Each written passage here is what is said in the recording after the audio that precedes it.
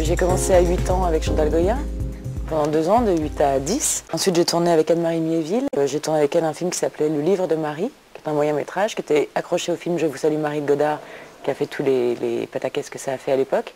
Et donc, je me rappelle quand même qu'à mon entrée en 6e, il y avait une grande affiche 4x4 avec une petite fille dans une baignoire, et c'était moi, donc c'était un peu compliqué. C'était juste en face du collège.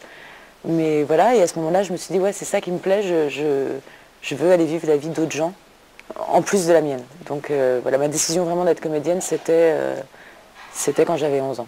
Possible. Mon intégration au sein de l'équipe de Plus belle la vie a été très compliquée. Non, non, pas du tout. Ça s'est super bien passé.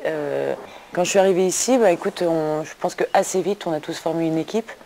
On s'est tous retrouvés un peu déstabilisés parce qu'on avait pour la plupart quitté notre ville, quitté nos familles, quitté enfin, toutes les choses qui font qu'on est bien quelque part.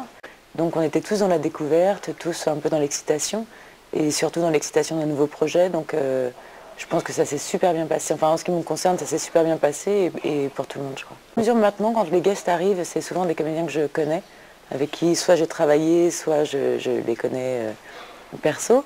Mais dans la première équipe qu'on a formée, les 15 premiers récurrents, non, j'ai découvert tout le monde. Ah, Céline Frémont, en fait,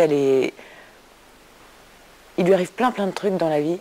Elle fait beaucoup de conneries, c'est vrai qu'elle est un peu maniaco-dépressive, c'est vrai parfois elle est alcoolique, c'est vrai qu'elle a agressé des gens au couteau, au pistolet, qu'elle a fait 4 tentatives de suicide.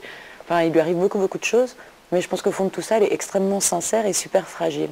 Et donc, moi, tout ce que je lui fais, enfin, tout ce qu'on me demande de lui faire faire, en tous les cas, je le fais, mais avec toujours une vraie sincérité, qui fait que les gens dans la rue m'arrêtent souvent en me disant, mais on est à fond avec vous, quoi, parce que vous êtes tellement fragile, vous êtes malade, en fait. Et voilà, je pense que elle n'est pas malade, mais c'est vrai qu'elle est fragile, et que quand elle est heureuse, elle est très heureuse, quand elle est malheureuse, elle est super malheureuse, et qu'il n'y a jamais d'état de...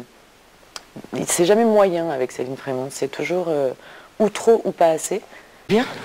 Le rapport de Céline avec les hommes est un peu compliqué, parce que c'est une amoureuse. Donc, elle est, encore une fois, enfin le mot revient souvent, mais elle est très sincère. C'est-à-dire qu'elle est amoureuse de Vincent Chaumette, entièrement, pleinement. Elle ne sait jamais vraiment le bon moment. Elle tombe amoureuse de quelqu'un d'autre, mais pas vraiment, mais quand même un peu, qui lui fait du bien, qui la stabilise. Et elle a l'impression que c'est ce qu'il lui fallait. Ce que je peux dire, c'est qu'elle n'est absolument pas dominatrice. Finalement, elle est même beaucoup plus soumise que ce que j'imaginais. Non, Rebecca et les hommes, c'est plus calme.